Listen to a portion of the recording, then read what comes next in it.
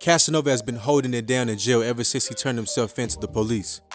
Even though Casanova has been a real one and refuses to snitch, it seems like it earned him nothing since he'll be sentenced to a decent amount of time in prison. Stick around and see the story of how keeping it real led to life in jail for Casanova. The rapper was indicted by feds all the way back in 2020, and he decided to do the smart thing and turn himself in. But before facing harsh reality of living in a cell, he posted a video to Instagram letting fans know about his situation, and ended it off by saying he'll be home soon. Sadly for Casanova, it turned out that his freedom is something that is long past him, since the rapper is facing one of the worst charges imaginable. The feds have made a case for Casanova to be charged with RICO. They have so much evidence on the rapper that you think his best friend was an undercover cop.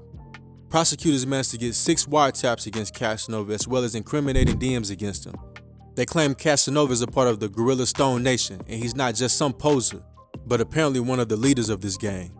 Police say that Casanova was helping plan out drug deals for other gang members to carry out. You would think someone would do all of this in a private setting, but Casanova didn't seem to think or care about that since the feds say they got all the evidence through the rapper's Instagram DMs. Despite Casanova's situation, it seemed like the rapper was trying to keep a positive mindset since he insisted he'd be home soon.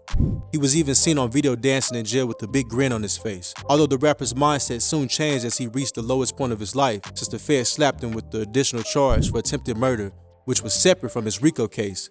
The charges from an incident back in 2020 which took place outside of a club, and the argument started when Casanova was seen flashing gang signs. An op saw him and didn't take too kindly to it. Since he went up to Casanova and told him he was repping the wrong sign, Casanova isn't one to play with since he responded to his op by saying, "Do you want to die tonight?" And shortly after that, the shooting began. Casanova's ops got shot but luckily survived, and he set an example for anyone else thinking Casanova is an easy target. But back to the rapper's case.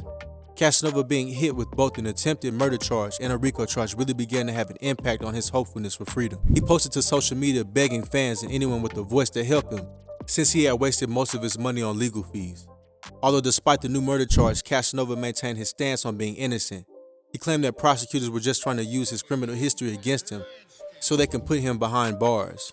It's a sad reality, but the feds don't care if a rapper changes their life for the better. They always get them behind bars sooner or later. Sadly, things aren't going to be different for Casanova, since after nearly 2 years of waiting for his case to be resolved, the rapper finally gave up and decided to plead guilty to his RICO charge. It seems weird that he waited so long just to take a guilty plea, but it turns out it was his best choice because other people involved in the case began to snitch on him. One person told the feds they saw Casanova obtain large amounts of weed, which only helps prosecutors prove that Casanova was behind the drug operation for his gang. The snitching doesn't stop there, since the informant also let the feds know they saw the rapper accidentally fire his gun during an argument of poker.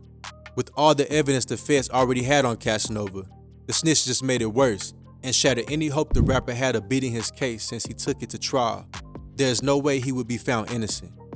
Casanova was looking at 60 years if he was found guilty, so not taking it to trial and trying to get a plea deal is the only option he has.